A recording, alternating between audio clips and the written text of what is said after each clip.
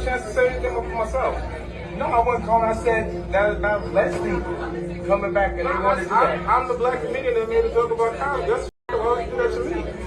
Oh man, I love you though, bro. I was talking about. I love you too. I'm a fan. Why would you do that to me? I wasn't doing it to kid.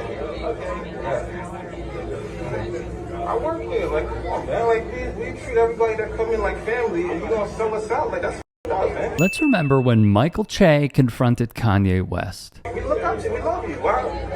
What you got against us? I mean, I do have some things against SNL. That's cool, but I mean, airing it out like that without letting us be able to reply is kind of foul. You wait till the last song, and then say that foul to us, and we brought you in here for. Let's talk about the way you like. But I'm not cool though. I get it. But yo, you're a hero to us, man. We love you. Like, seriously, we love you, man. It's like, that's wrong to do to us, man. Because this man deserves our respect for doing so. I don't know how much they show, but like I was actually just curious. Like, I was literally like, what's going on, man? Like, why would you do that? Yeah. Because I remember like everybody was, we were trying so hard to accommodate him. It was like a very stressful week, that whole week. So it was just like a crazy, put it this way, to give you an idea of how crazy that week was, he mentioned, you know, like that song, like I Suck My Cousin, all of that. Sure. He mentioned that, he said that week, and I completely forgot until the song came out, because that's how much was going on. Like, I was like, oh, that's right, he did tell me something. Like, that's how crazy he told that week was. It was like nuts. Che would be asked about it and reflect on the footage with the Bonfire SXM with Big J Okerson. This came at a time when it was news that Kanye was going all in on Trump. The footage was from 2018. West was at Saturday Night Live in a Make America Great Again hat and gave a pro-Trump rant. So what exactly did he say? Take a look, because someone screen captured Chris Rock's Instagram story. He was there in person. And here's what Kanye said. That's when always Democrats. You know, it's like the plan they did to take the fathers out of the home and promote welfare. Does anybody know about that? That's a Democratic plan. And so many times I talk to like a white person about this and they say, how could you like Trump? He's racist. Well, if I was concerned about racism, I would have moved out of America a long time ago. We don't just make out a soldier. And that inspires me.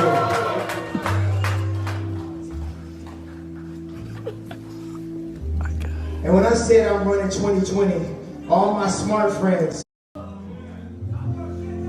now you got a situation where we need to have a dialogue and not a diatribe.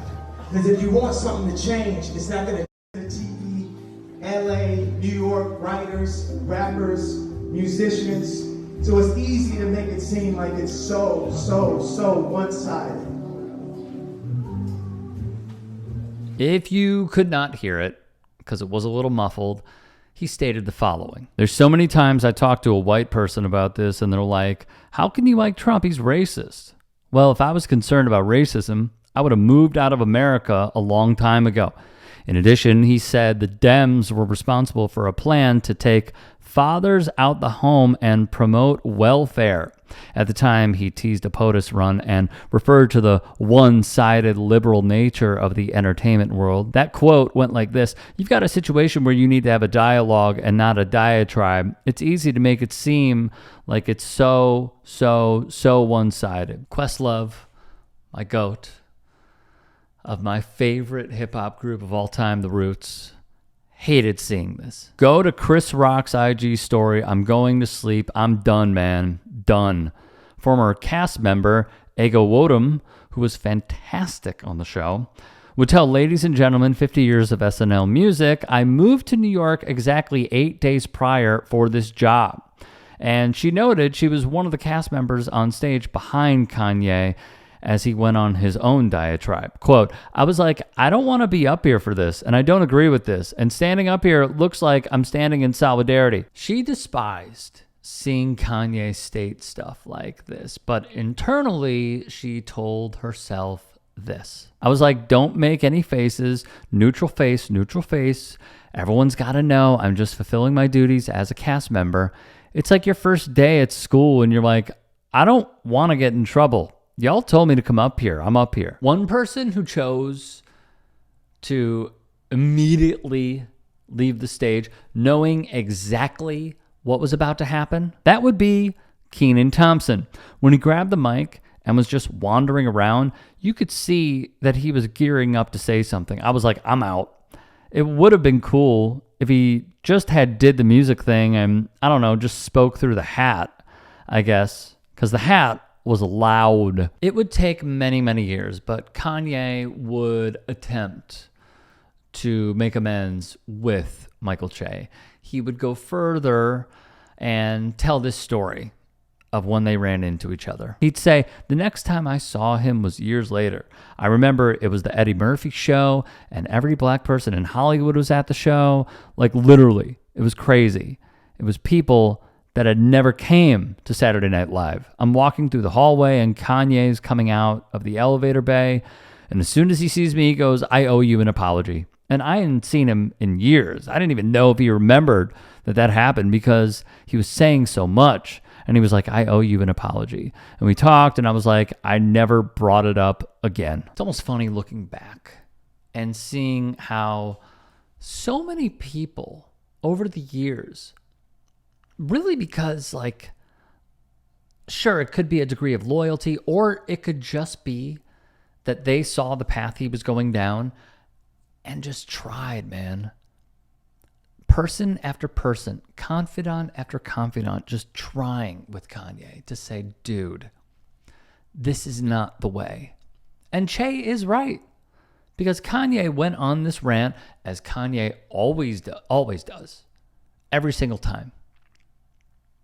And he didn't allow anybody to say anything afterward. He did his song, and then he went into this rant. And essentially, he held the cast members hostage and put them in a terrible spot. That is what this was. Because they had no chance to respond. And I said it earlier in this piece, but you should have respect for Michael Che.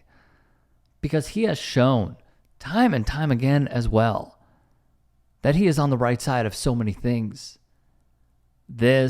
The roast, obviously conservatism, liberalism to a degree. He's been about it, and I respect the hell out of him.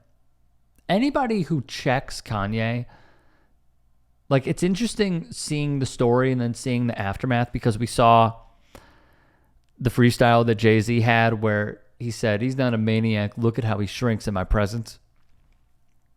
I just saw it again. I saw it again. All this tough talk that he has, all of these Nazi rants that he has, Nazi songs that he has, all this tough talk with his Twitter fingers. When he gets addressed in public, nothing. Nothing. Jay-Z, Michael Che, Van Lathan, nothing. I find it very remarkable. And also, as a former Kanye superfan who defected once he said slavery was a choice, and then learning more about it, the Rolling Stone did a great piece on this, where they found through their sourcing that Kanye was talking about this stuff 20 plus years ago. I am flabbergasted how so many will defend him to this day. And they will go to those shows. The SoFi shows were an abomination. I'm sorry. They just were. And maybe I'm too woke, but I'm not going to spend my hard-earned money, spend my hard-earned cashish on a guy who said the things that he said about everybody in this world. It's just not going to happen. Follow me on Twitter, Instagram, and TikTok. Appreciate it. Have a great day.